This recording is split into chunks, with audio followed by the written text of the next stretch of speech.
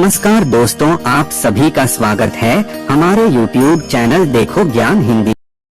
ओम नमः शिवाय, जय श्री महाकाल। अगर आपके जीवन में धन संपदा की कमी है और जीवन में दुर्भाग्य बहुत ज़्यादा है, आप कोई भी काम करने जाते हो उसमें सफलता नहीं मिलती, वो चाहे नौकरी हो या बिजनेस, और आप चाहते हो कि आपके जीवन में सुख आए और आपका जीवन सौभाग्यशाली बने, तो आपको 7 चने की दाल लेकर ये उपाय कर लेना है। तो इस वीडियो में हम आपको 3 शानदार उपाय बताने वाले हैं। तो पूज्य गुरु जी की कथा को सुनकर ये उपाय आपको बहुत अच्छे से समझाएंगे। उसके पहले इस वीडियो को लाइक कर दें और अभी तक चैनल को सब्सक्राइब नहीं किया है तो सब्सक्राइब जरूर करें। देखिए, इस उपाय में जो सबसे पहली सामग्री हमें लेनी है वो लेना है 1 लोटा, ठीक है। और लोटा आपको लेना है तांबे का। हर बार की तरह हम बताते हैं कि तांबे का लोटा लेना है। क्यों? क्योंकि गुरु जी कहते हैं कि अगर हम तांबे का लोटा लेकर शिवलिंग पर जल चढ़ाते हैं तो इससे हमारे जीवन में जो समस्या चल रही है वो 90% तो खत्म हो जाती है। तो इसलिए हमें तांबे का लोटा लेना चाहिए। अब तांबे का लोटा ले लीजिएगा और इसमें आपको अपने घर से जल भर लेना है। इसके बाद जो अगली सामग्री है वो है गुड़। तो आप और इस प्रकार से आपको गुड़ ले लेना है और जो गुड़ लो वो शुद्ध होना चाहिए, क्योंकि बहुत सारे गुड़ काले होते हैं। तो जो काला वाला गुड़ होता है वो आपको नहीं लेना है, और अगर मजबूरी है तो फिर तो कुछ ही नहीं कर सकते।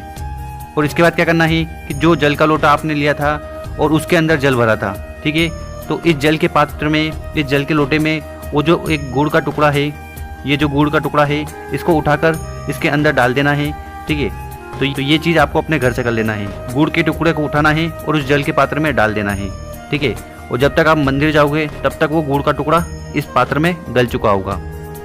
तो इस प्रकार से आपको गुड़ का टुकड़ा डाल देना है। और जो अगली सामग्री है वो है दाल। तो आपको दाल लेनी है। कौन सी दाल?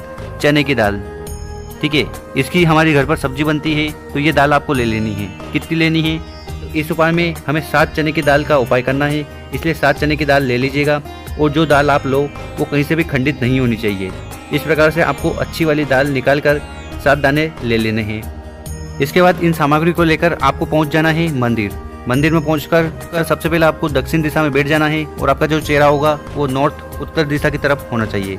हमारे पास यहाँ पर क्या है? 7 चने की दाल और 1 लोटा जल।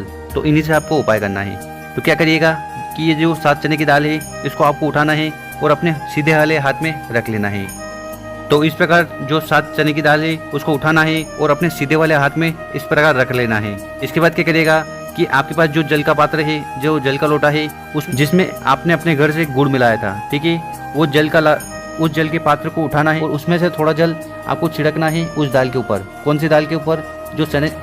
जो 7 चने की दाल हमने ली है उसके ऊपर उस जल को छिड़कना है। तो ये जल क्यों छिड़कना है? तो गुरु जी कहते हैं कि कुछ भी सामग्री हम शिवलिंग पर सूखी नहीं चढ़ाते, तो इसलिए आपको ये सबसे पहले दाल को थोड़ा गीला कर लेना है। और इसके बाद क्या करना है कि जो चने की दाल आपके हाथ में है उसको आप उठाइएगा और शिवलिंग के ऊपर समर्पित कर दीजिएगा। दाल को समर्पित करते समय आपको बृहस्पतिश्वर महादेव का स्मरण कर आपको वो दाल को समर्पित करना है। और गुरु जी का कहना है कि जो भी व्यक्ति अगर शिवलिंग के ऊपर ये चने की दाल को अर्पित कर देता है, समर्पित कर देता है, तो वो दाल स्वर्ण से कम नहीं मानी जाती। यानी कि अगर आप स्वर्ण नहीं चढ़ा पाते, अगर आप शिवलिंग पर सोना नहीं चढ़ा पाते, तो आप अगर सिर्फ चने की दाल को लेकर उसको शिवलिंग पर समर्पित कर देते हो तो आपको उतना ही पुण्य मिलता है जितना आप स्वर्ण शिवलिंग पर चढ़ाते हो। तो इसलिए चने की दाल को शिवलिंग पर चढ़ाने का महत्व है। तो इसीलिए हमें शिवलिंग पर चने की दाल को चढ़ाना चाहिए। और ये जो उपाय हम बता रहे हैं, इस उपाय को आप सुबह से लेकर शाम तक कभी कर सकते हो। तो समय की कोई भी पाबंदी नहीं है। यहाँ पर जब आप दाल चढ़ाओ तो आपको बृहस्पतिश्वर महादेव का स्मरण जरूर करना है। और इसके बाद जो एक जल का पात्र, एक जल का लोटा आप लाए हो, उसको भी आपको शिवलिंग के ऊपर समर्पित कर देना है बृहस्पतिश्वर महादेव का स्मरण करते हुए।